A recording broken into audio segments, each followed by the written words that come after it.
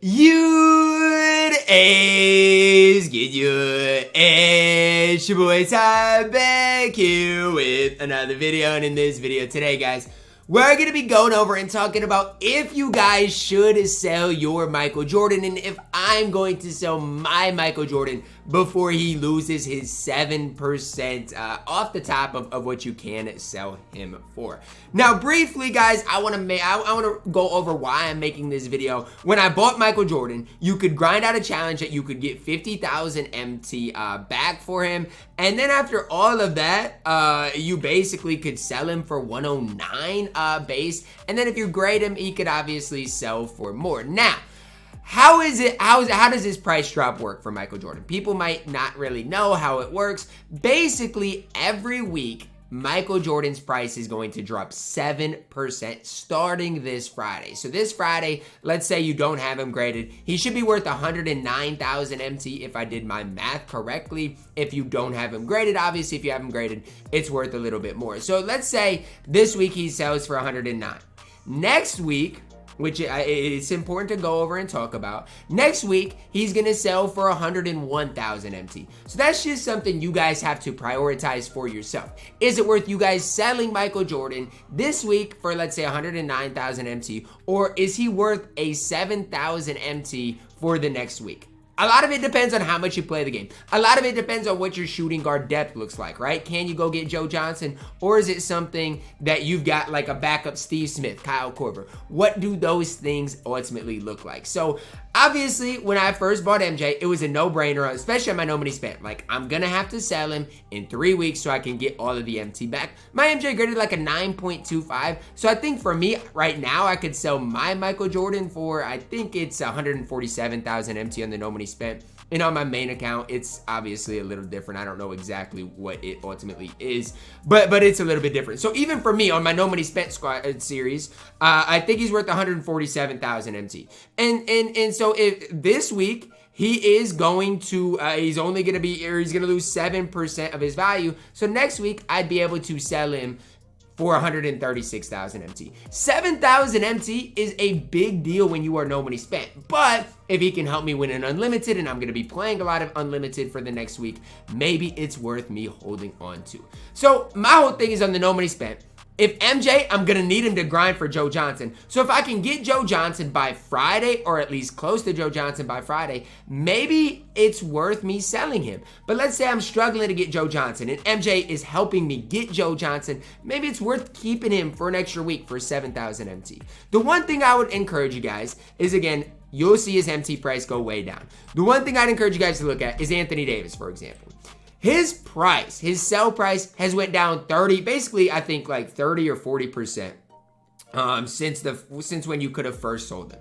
And was he ever worth selling? Again, that's ultimately up to you guys and what your squad looks like. But he was initially costed 140,000 MT. When you went to sell him, I think you got 56,000 back week one. At this point, you're looking at basically like 40,000 MT. So that's just kind of the price and how much he is going to drop. Obviously, the reason I'm talking about Anthony Davis is because I love Anthony Davis. Anthony Davis was and is incredible still to this day. MJ is incredible, but if you can do without MJ, I think it's worth you guys selling him this week. I do. And so if I can get Joe Johnson on both accounts, and Joe Johnson is good, my goal is to sell MJ by Friday. That's my goal. But especially on my no money spent squad series where I need Michael Jordan to compete. He's like my best player by far. Maybe it's just worth me keeping him for an extra 7%.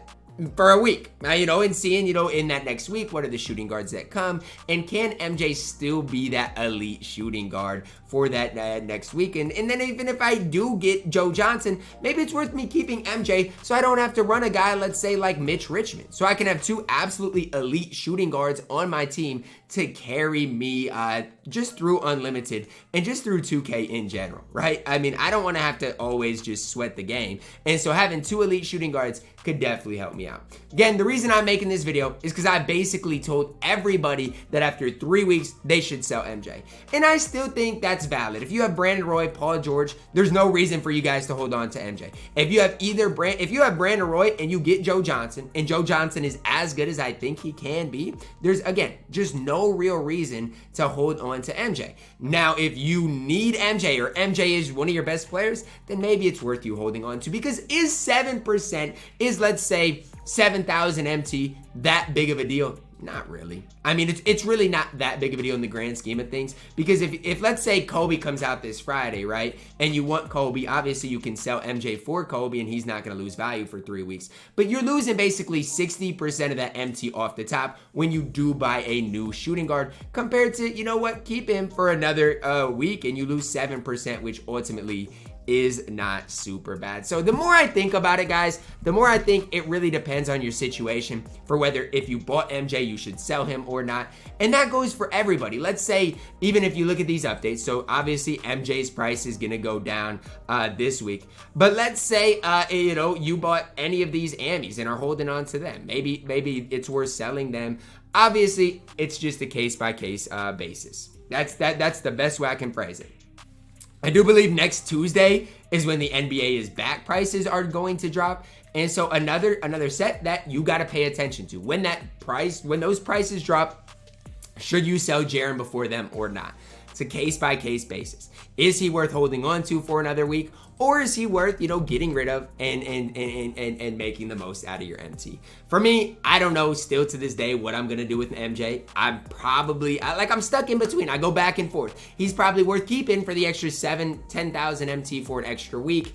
But again, I just don't know. I feel like I'm just going to keep continuing to hold on to him. And before I know it, I'm going to lose an extra 20,000 MT on the card. And I just don't want to do that. So it really depends on what your MT situation is. Don't feel like you have to sell MJ if you really do love him. There's always next week. He's only going to lose 7% of his value. But just know to maximize your total MT, selling MJ is probably ultimately the right thing to do. It's just sad because I love MJ so much. MJ has been way better than I thought he would be. MJ has carried me in my no money spent to a really good record. And so it's hard when I look at things to be like, yeah, I think I should sell MJ because he's been so good for me. But I feel like with Joe Johnson coming out, with maybe some more guys coming out on Friday, it just might have to ultimately get done. So that's where I'm at on the MJ train. I do really like the card. I don't want to lose MT, so I'm kind of stuck in between. Again, it's a case-by-case basis. I can't say, you know, in this situation, one size fits all, because I could personally sell MJ, but the best thing for you guys to do would be to hold on to MJ. The one thing I would say is, let's say you've completed everything you want to do in my team,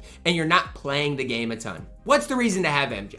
Okay, if you're not playing a ton of unlimited and you've got like all the games you want to get done, what is the point of holding on to Michael Jordan? That's the one question I would have. Whereas if you do play the game a ton and are still grinding the game a ton, playing unlimited, stuff like that, maybe it is worth you guys keeping MJs. Again, I basically told everybody to sell MJ after 3 weeks, and after 3 weeks have went by, we really haven't seen a ton of new shooting guards. Yes, Paul George, Joe Johnson, but like I honestly thought MJ would not be as relevant as he is for so long. So that's just kind of why I'm making this video. Really is a case-by-case basis. Let me know your thoughts on MJ. Are you guys gonna sell him before Friday? It's Friday at 11 Eastern time in the morning. So just know when MJ's price drop is ultimately going to happen. But let me know, are you guys going to sell him, or are you guys gonna hold on to him because you like him? For me, I'm still battling. That's why I'm making this video, because MJ is absolutely elite, and I don't want people to sell him if he's their favorite card. Drop a like on the video though, guys. Subscribe if you are new, and as always, man, I love you guys, and have a blessed day.